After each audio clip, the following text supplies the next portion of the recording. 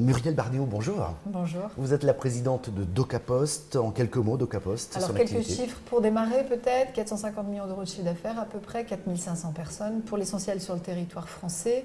Nos clients des grands comptes, de très grandes entreprises, à peu près le CAC 40.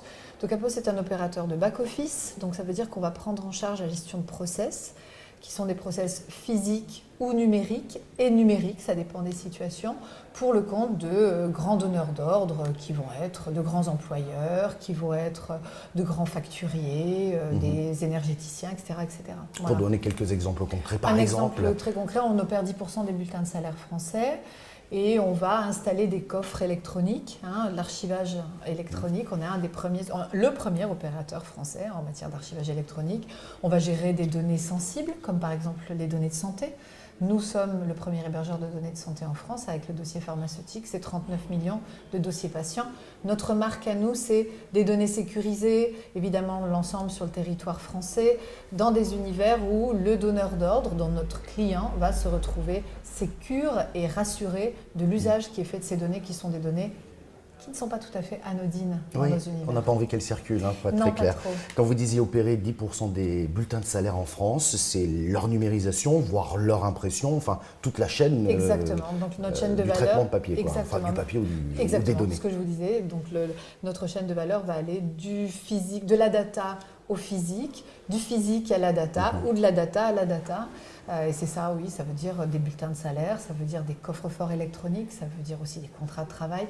L'ensemble étant au final une sorte de bureau du DRH sous une forme totalement dématérialisée, sécure, dans laquelle il va pouvoir travailler des informations qui sont des informations précieuses. Alors on a bien compris, votre cœur de métier c'est la transformation numérique et vous accompagnez bon nombre d'entreprises dans cette transformation. Qu'est-ce que c'est précisément une transformation numérique?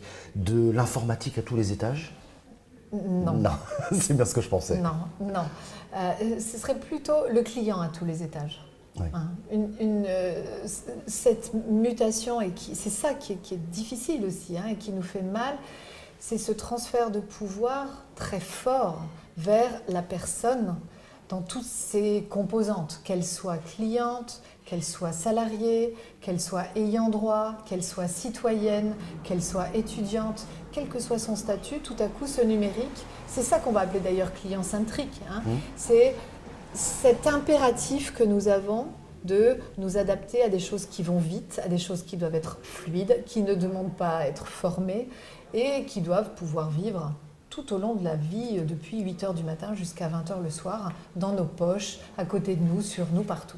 Reste que la transformation numérique a un impact. Vous êtes une filiale du groupe La Poste. La Poste est en pleine transformation numérique et a même accéléré cette mutation. 260 000 personnes à La Poste. Comment est-ce qu'on accompagne, je dirais, ces 260 000 collaborateurs dans cette transformation? Ce qui est important, c'est que tout le monde en fasse partie. C'est très important. On ne peut pas dire il y a des gens qui sont dedans et d'autres qui sont dehors.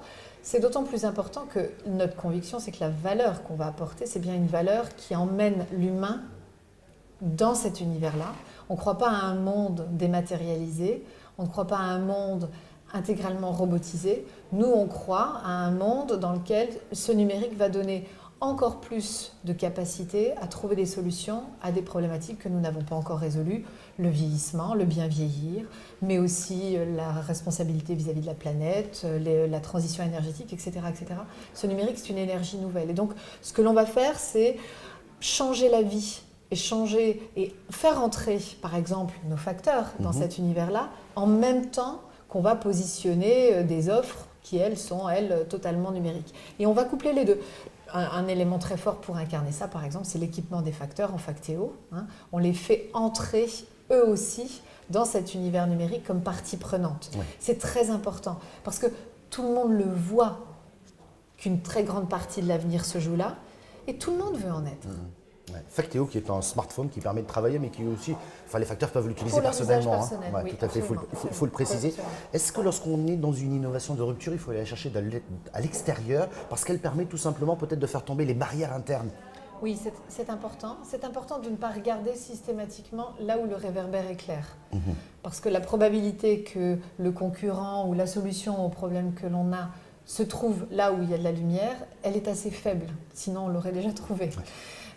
Et puis, on a autour de nous suffisamment maintenant d'expérience dans l'univers numérique pour voir qu'on a vu arriver des acteurs, entre guillemets, de nulle part, auxquels on n'a pas cru au début, et qui finalement sont devenus des acteurs mondiaux dont les capitalisations boursières dépassent largement les industries qui ont mis des centaines d'années à se peaufiner et à advenir, n'est-ce pas? Donc oui, c'est très important parce que par l'éclairage que ça nous donne, c'est très important aussi par la confiance que ça nous donne dans le fait qu'il y a un business model, il y a des solutions, simplement il faut aller les chercher ailleurs. Voilà. Et enfin, c'est très important par l'énergie et la vitesse que ça permet d'acquérir, parce que ce sont souvent des acteurs qui se sont affranchis de beaucoup de legacy dont on a du mal à s'affranchir quand on est un peu les pieds dans la glaise. Dernière question, en quelques mots ou en une phrase, comment réussir une transformation numérique? Un peu comme toutes les transformations, pour un certain nombre de sujets, parler à l'intelligence des gens, c'est très important. Dire ce qui change et ce qui ne change pas, c'est très important. Même si on parle de mutation génétique, il y a des choses, il y a des gènes qui sont communs, qui unissent une entreprise avec son histoire et qui unissent une entreprise dans tous les étages de l'entreprise, depuis les collaborateurs jusqu'à ses dirigeants. Ce qui est un élément très très important, je le disais en préliminaire, le client au centre, ça c'est majeur. Je pense que l'obsession de tous les matins, qu'est-ce que j'ai fait pour mon client, que ce client ce soit un salarié, que ce client ce soit un ayant droit, que ce client soit un citoyen, c'est quelque chose qui est pour le coup un élément nouveau par rapport aux autres conduites du changement, au-delà de l'intelligence, donner du sens et dire ce qui change et ce qui ne change pas. Et puis après, il y a tout le côté confiance, à savoir, nous n'avons pas les réponses à tout, mais le monde que nous faisons accoucher est un monde dans lequel tout le monde a une place. Ça, c'est très important. Et c'est une question aussi de positive attitude, d'une certaine manière, confiance en soi et confiance en l'avenir. Merci beaucoup, Muriel Bardino. Merci. Plaisir.